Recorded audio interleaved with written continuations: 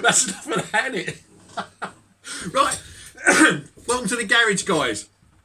Look, I bought myself a little wind-up radio. Isn't that cool? That was only, well, I think it was about 20 quid or something. You know. Yeah, it's all right. Amazon I got that from. Anyway, right, what we're going to do today, well, first of all, welcome to the garage. And I thought we'd just do a little update on the channel. What happened on the walk and what I'm thinking of doing for the future and stuff. So, right, the walk. And thanks everybody for those that have commented and watched the film and shared it, etc. The Cotswolds Way. Why did it suddenly stop in the village and we ended up in Bath? Basically, I got ill. I got very ill. I got very ill indeed. It was a combination of many things that were the possible cause. I'm not going to bore you too much with it all, but what was it, about 8 months ago, I suppose, well, a little bit longer, I was diagnosed with anemia, and I used like B12 injections, one every other day, I think for a fortnight or whatever it was, and then one every 3 months or something like that. It's no big deal, you know, etc. But I had to have all them sort of things, and I'd forgot to go for me jabs. That was stupid, wasn't it? There was a lot of other things going on, you know, about my father-in-law, so my mind was basically sidetracked on that.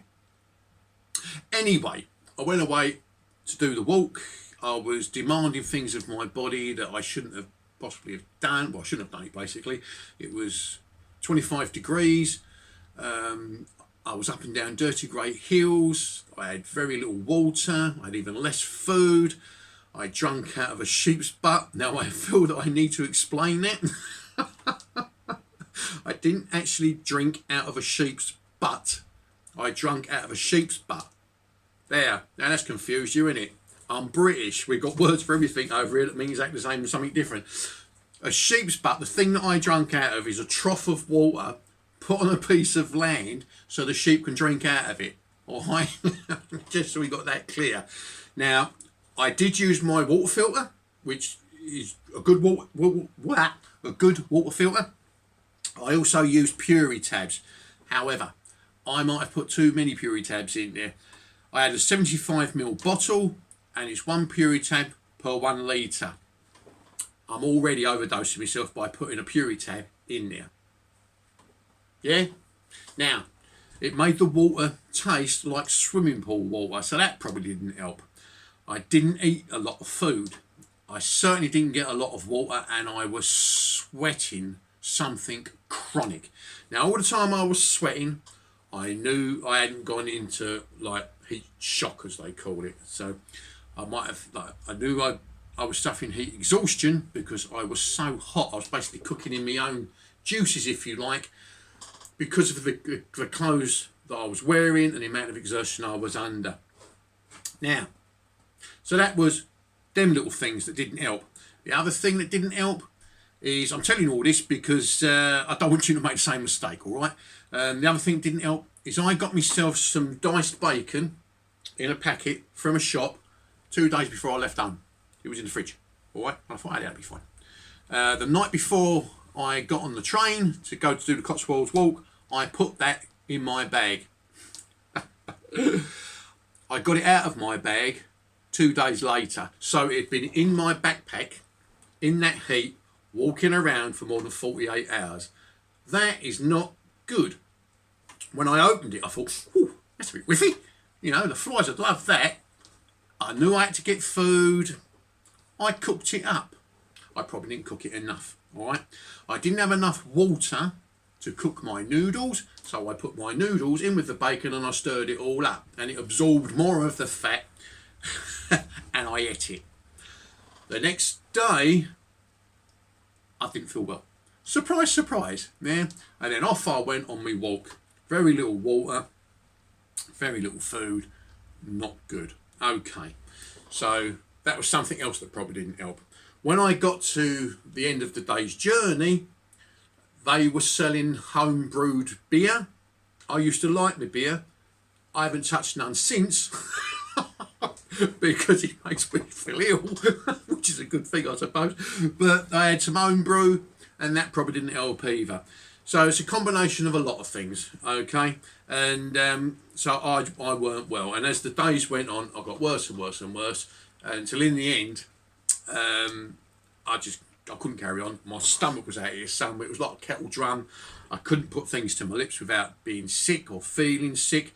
And throughout the entire walk, I had to endure the smell of this. Do you remember? Right. You remember me telling you I sprayed my stuff with this kit for the ticks? Yeah? Now, this contains a poison called permethrin, which is absorbed into your, if it's absorbed into your body, will not do you any good whatsoever. When I came back from the walk, I was fortunate. I had a doctor in the house. I was put on bed rest. I wasn't allowed to eat.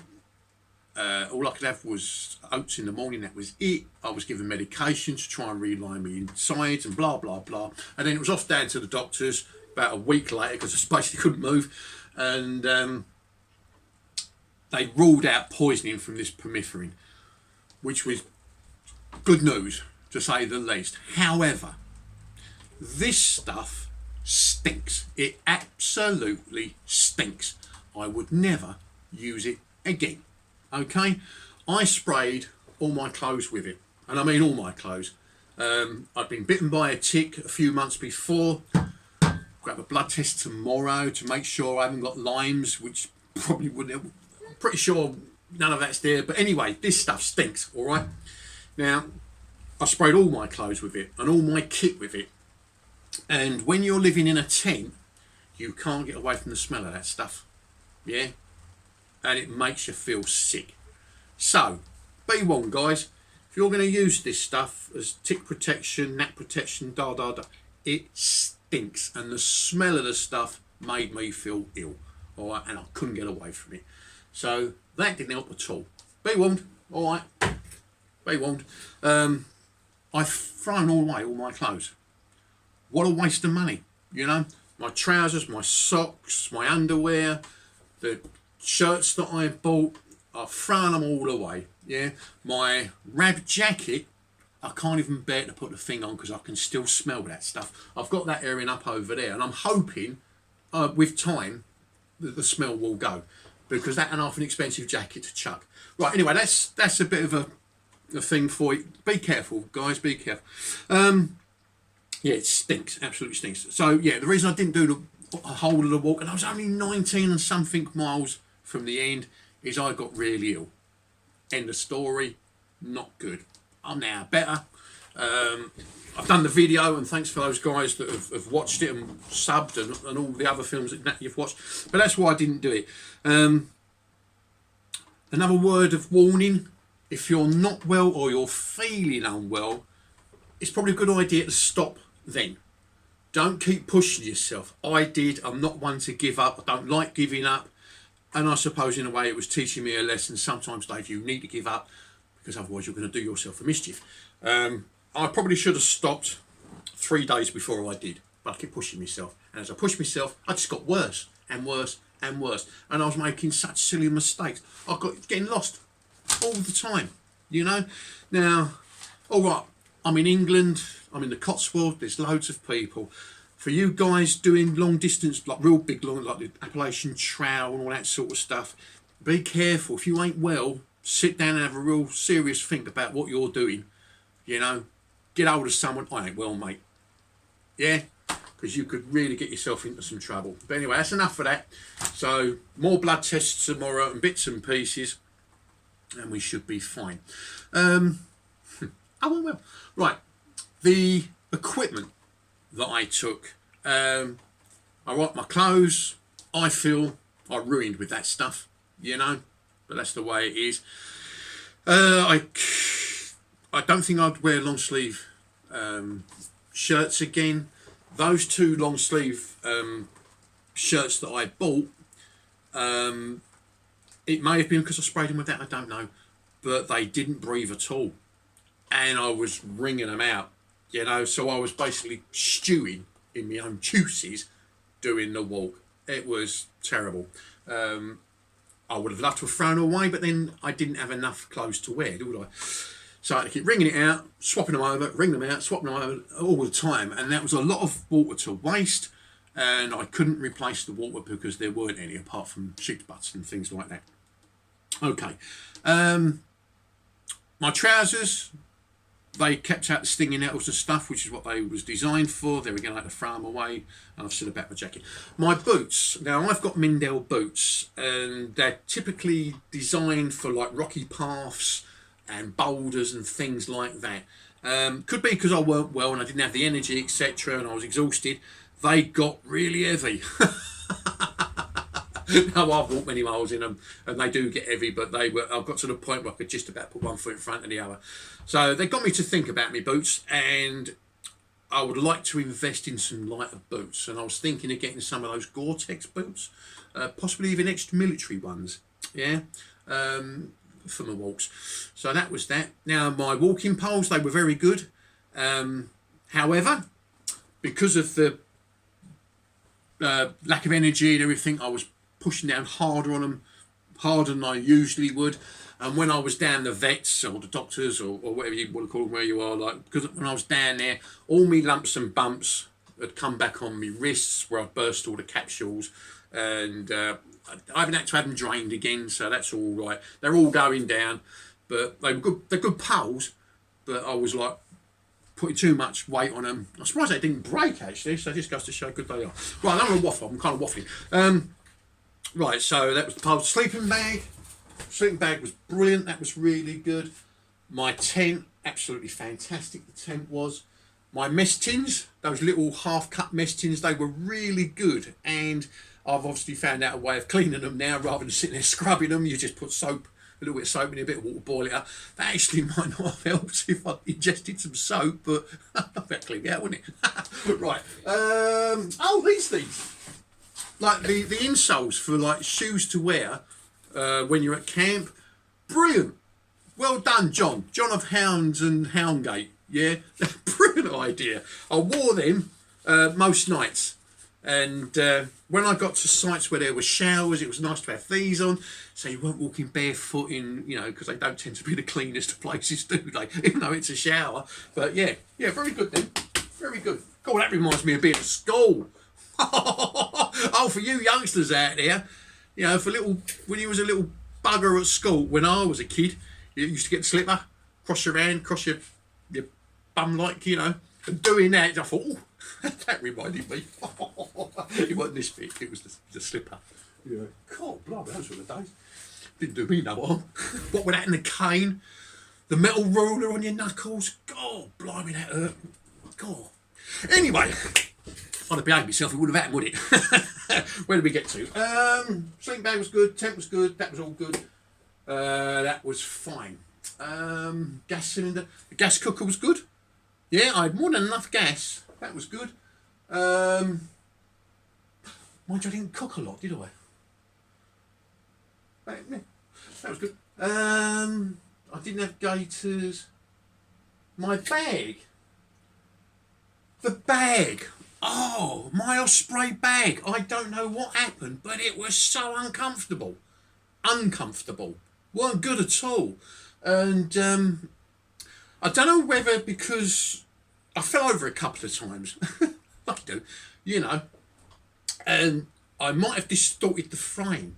Well, I must have done, because when I got back, in the back of the Osprey, the EXO, there's a gap, or it's supposed to be like a gap, an air gap, yeah? Well, mine had gone. So somehow I must have compressed it, but the bag was so bleeding uncomfortable. And the waist strap, because my belly had blown out so much, it was hard to do up, you know. Yeah, that weren't too good this time. But I'm not. I've had to retweak the frame again, but I can't see me using it anymore. It's put me off. I think that's about it, really. So the equipment, yeah, that was good. Map. This Cotswolds map. What do they call it? The Ordnance Survey map. That was good. The Trailblazer book was crap. And I shouldn't say that sort of, but it was. Everything was out of date. None of the phone numbers were right. I just thought, my God, like it weren't that good. It really weren't that good. So it was a waste of blooming time, really. And I only had the half section of it. So Trailblazer, you need to get your act together, I tell you. They're out of date, your books, so much. So, yeah, not good. Not good. Airbnb. I discovered Airbnb while I was away. Brilliant. Get the app on your phone. Don't have to come in handy. That was good. Right, what else have we got? Am I going to do the rest of the walk? I hope so. Yeah, there was some views that I wanted to see that I never got to.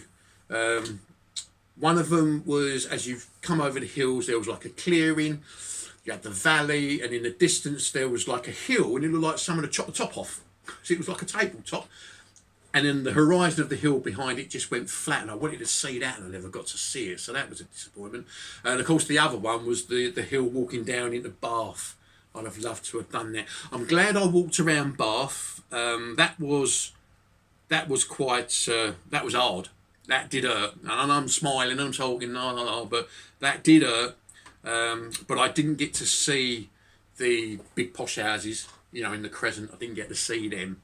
I went and saw the waterfall, and I thought, I'm going home. And I got onto the train and got myself home, got myself sorted out. But yeah, I'd like to finish that off. It was only 19 and a half miles, I think it was. So probably do that over 2 days, have a little camp out or get a B&B or something like that. I'd like to do that. I would still like to do the Thames Path. There's been a Thames Path film from, what was that, the Welsh lad?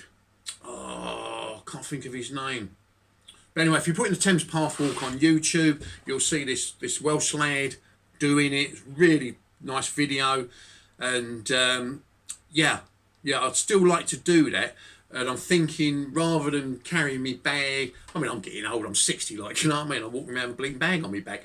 I should do like the bed and breakfast and things like that. Now they do holidays, walking holidays, but they're like £1,000. £1,000 for a blooming walking holiday. But that includes like your bed and breakfast, and they do it over like different times. 10 days, 12 days, 15 days, whatever. So I might do the Thames Path that way. And that way I've got to carry me all my kit with me, and that could make life a lot easier. What with me lighter boots? Right, so there's that I'd like to do. But I don't know when.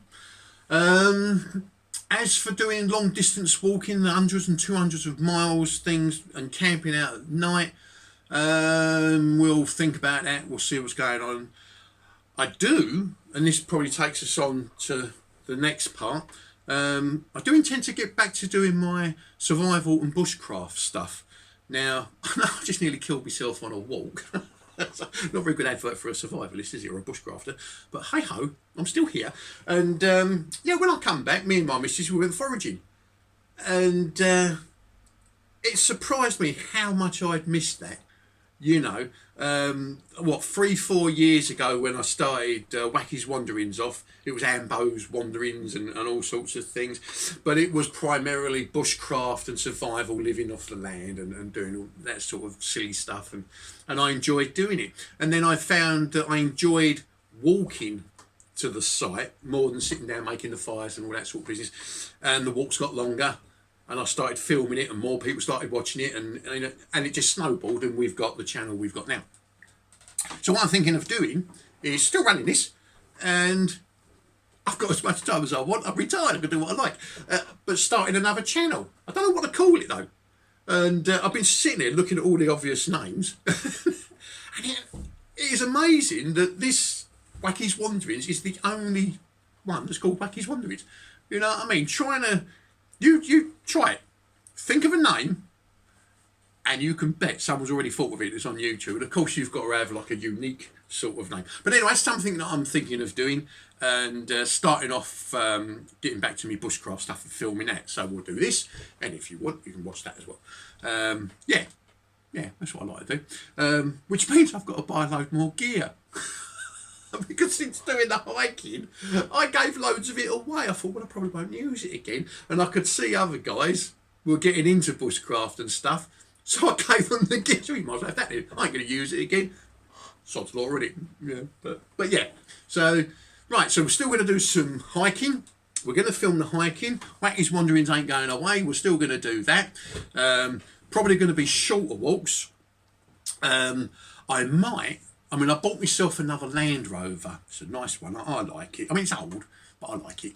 But it enables me to get to places. I found doing these long distance walks, trying to get to the start lines is an absolute nightmare. It really is. And I thought, well, if I could just get there and then do the walk and then come back to my car, that'd be great. So I'm thinking of doing that.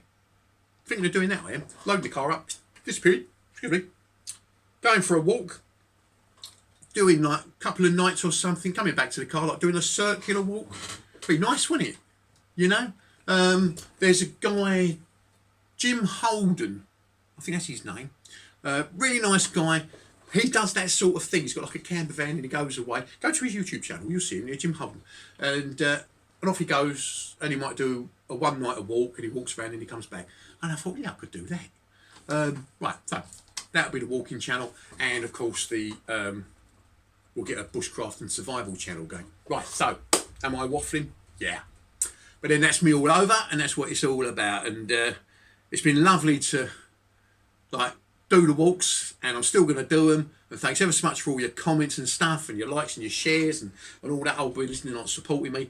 And I'm back together again. So not ill anymore. That's it. I lost nearly 2 stone. I lost about 4.5 inches off my waist or something like that. Brilliant. It's not recommended to lose weight that way, but it definitely did the trick. Anyway, so it's like that. Thanks a lot, guys. You be safe. You keep smiling. You be good. Or you be good. You be safe. You keep smiling. You know what I mean? And I'll see you on the next one. So, cheers, guys. Thanks again. Catch you later. Bye.